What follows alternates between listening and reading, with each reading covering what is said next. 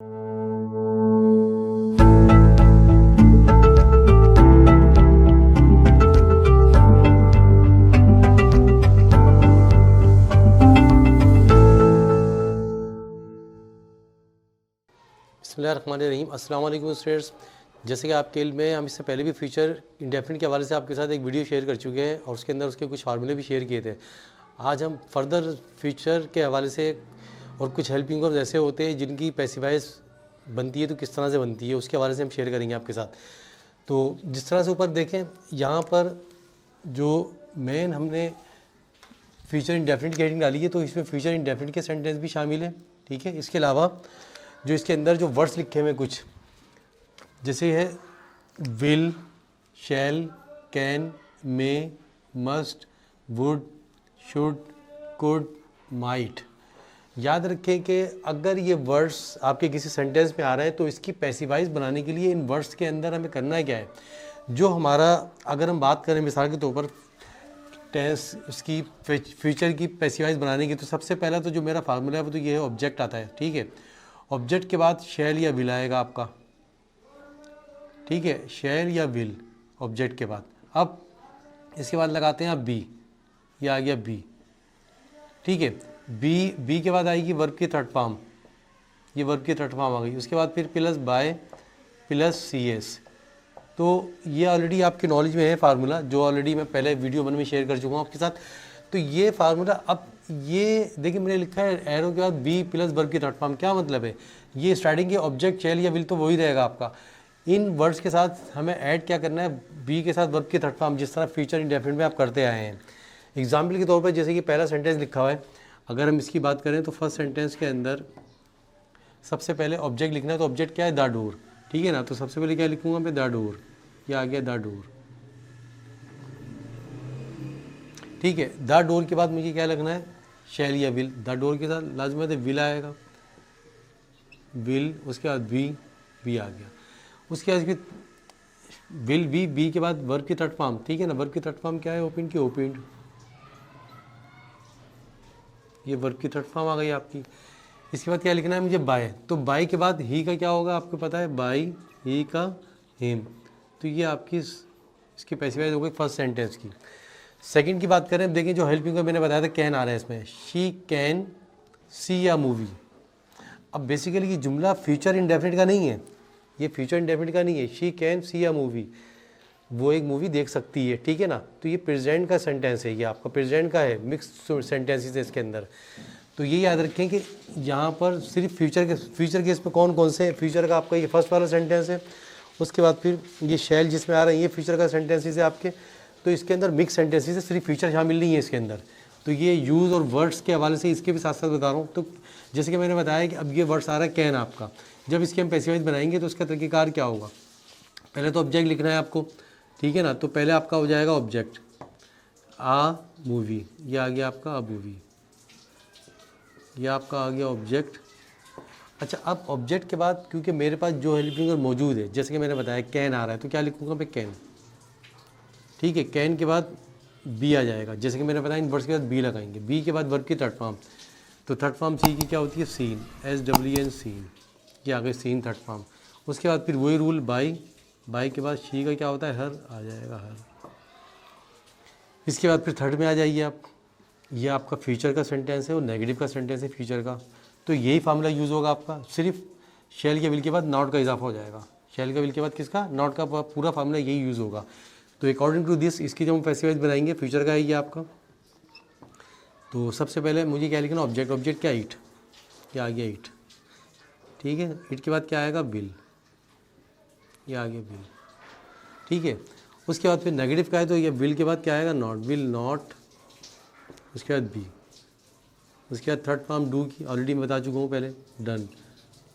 ठीक है, डन। उसके बाद फिर बाय के बाद यू का यू ही होता है, यू चेंज नहीं होता, बाय यू। तो ये आ गया आपका फ्यूचर का। फिर आ जाइए आप, मे आ रहा है, मे बाई मे। अब ये भी आपका फ्यूचर का नहीं है। ठीक है ना, we may open the shop. तो इसकी जब मैं पैसिवाइज बनाऊंगा तो सिंपल सी बात है, ऑब्जेक्ट पहले लिखूँगा, ऑब्जेक्ट क्या है, द शॉप। ऑब्जेक्ट क्या है इसमें, द शॉप, ये आ जाएगा द शॉप, ये आ गया द शॉप। अब द शॉप के बाद आपने क्या करना है, इसके अंदर एम ए बाई मे आ रहा है तो मे के साथ आपने बी का इजाफा करना है, M A Y may be, ठीक है। उसके बाद इसकी थर्ड फॉर्म, ओपिन की थर्ड फॉर्म क्या है, ओपिंड, ओपिंड, ठीक है। अब इसके बाद फिर बाई का क्या होता है, बाय वी का अस, बाय अस, ये आ गया आपका। अब यहाँ आ जाइए अगेन, फिर आपके पास वर्ब आ रहा है कुड, जो मैंने ऊपर लिखा है आपके पास। तो इसमें भी जब आप बनाएंगे तो सबसे पहले ऑब्जेक्ट लिखेंगे, ऑब्जेक्ट क्या है आपके पास, इट, तो ये आ गया इट, ठीक है। अब जो हेल्पिंग वर्ब है आपका, हेल्पिंग वर्ब क्या है, कुड, ये सारे के सारे हेल्पिंग वर्ब कहलाते हैं, कुड, कुड बी, ठीक है, इट कुड बी। उसके बाद फिर टेक की थर्ड फॉर्म क्या है, टेकन, टेकन बाय आई का मी, मी, ठीक है ना। तो सारे फ्यूचर इंडेफिनिट के नहीं है, मिक्स है इसके अंदर, ये याद रखें आप। अब इसके बाद फिर यहाँ जाइए, वी माइट सी देम, जब इसकी पैसिव वॉइस बनाएंगे, माइट आपका आ गया आपके पास हेल्पिंग वर्ब, क्योंकि सारे के सारे हेल्पिंग वर्ब ही हैं। तो इसकी जब हम पैसिव वॉइस बनाएंगे तो सबसे पहला स्टेप आपने क्या करना है, लाजिमत है आपने देम को कन्वर्ट करेंगे आप दे के अंदर। तो सबसे पहले आएगा दे, ऑब्जेक्ट दे, उसके बाद क्या है, माइट, दे माइट,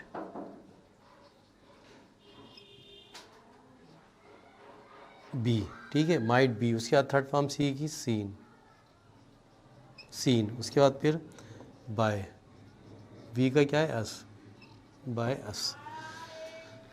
फिर अगेन आ जाइए आप, अब ये आपके पास फ्यूचर का आ गया, शैल आई सी आ बुक, ठीक है। अब इसको जब मैं बनाऊंगा, लाजिमत है फ्यूचर का ये मैंने फार्मूला लिखा है आपकी, तो ये है फ्यूचर का इंटरोगेटिव, इंटरोगेटिव के अंदर शैल या विल स्टार्टिंग में आ जाएगा, तो शैल या विल स्टार्टिंग में आ जाएगा, फिर ऑब्जेक्ट आएगा, फिर बी आएगा, फिर वर्ब की third form by plus C S. तो क्या फार्मूला आएगा, शैल या विल स्टार्टिंग में लिखूंगा मैं, ठीक है। तो लिहाजा अब इसके मुताबिक जब मैं इसकी पैसिव वॉइस बनाऊंगा तो सबसे पहले क्या लिखूंगा मैं, ठीक है ना, विल, तो ये आ गया विल, विल के बाद मुझे लिखना ऑब्जेक्ट, ऑब्जेक्ट क्या है इसमें, आ बुक, विल आ बुक, ठीक है, ये आ गया आ बुक। अब इसके बाद क्या आएगा आपको, बी, ये आ गया बी। उसके बाद वर्ब की थर्ड फॉर्म सी की क्या है, सीन, सीन।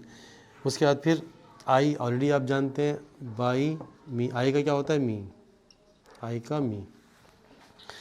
इसके बाद फिर अगेन फ्यूचर का ही सेंटेंस है, ये फ्यूचर का इंटरोगेटिव था, ये फ्यूचर का नेगेटिव सेंटेंस है, इंटरोगेटिव नेगेटिव दोनों हैं।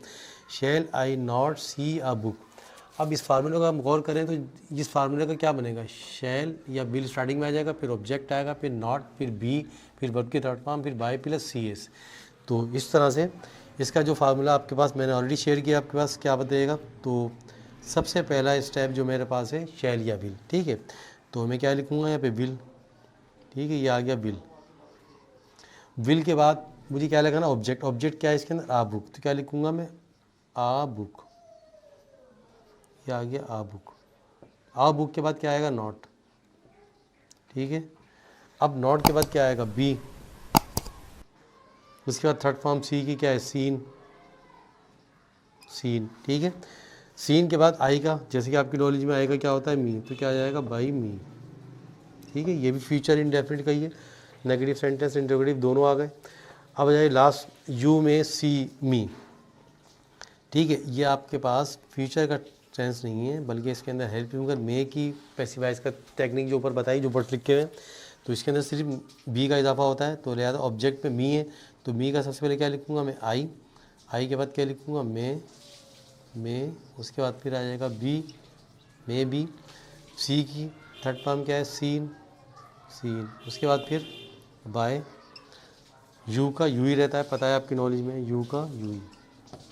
तो स्टूडेंट ये देखा आपने, मैंने एक्टिव स्पेसिफाइज आपके साथ फ्यूचर इंडेफिनिट के साथ साथ जो डिफरेंट हेल्पिंग वर्ब हैं उनकी स्पेसिफाइज की टेक्निक क्या है, उनकी टेक्निक को मैंने आपके साथ शेयर किया है। तो अगर ये वर्ब आपके साथ, ये हेल्पिंग वर्ब आते हैं सारे के सारे, हेल्पिंग वर्ब जब भी जहाँ भी आएगा तो उसमें सिर्फ आपने बी के साथ थर्ड फॉर्म का एडिशन करना है। स्टार्टिंग का मेथड वही है आपका, ऑब्जेक्ट प्लस शैल या विल, लेकिन इसमें शैल या विल नहीं होगा क्योंकि जो वर्ड्स है वो मिसाल के तौर पर जैसे मैं लास्ट सेंटेंस बनाया, ठीक है ना, यू में सी, अब ये आपके पास आ गया हेल्पिंग वर्ब में, तो क्या लिखा मैंने, सबसे पहले आई लिखा ऑब्जेक्ट, उसके बाद मे के साथ बी का इजाफा किया, जैसे कि लिखा बी, बी का इजाफा किया, फिर सीन, फिर बाय प्लस यू का चेंज ही नहीं होता है, आपका यू का यूज़ होता है थर्ड फॉर्म के बाद।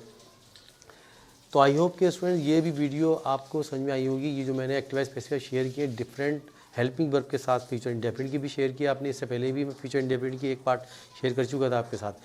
तो ये वीडियो को ज़्यादा से अपने दोस्तों के साथ शेयर कीजिए, मेरे चैनल को सब्सक्राइब कीजिए और बेल आइकन के बटन को प्रेस करें, और इसका लिंक मेरे आपके कमेंट्स में और वीडियो के में मिल जाएगा। Thank you very much.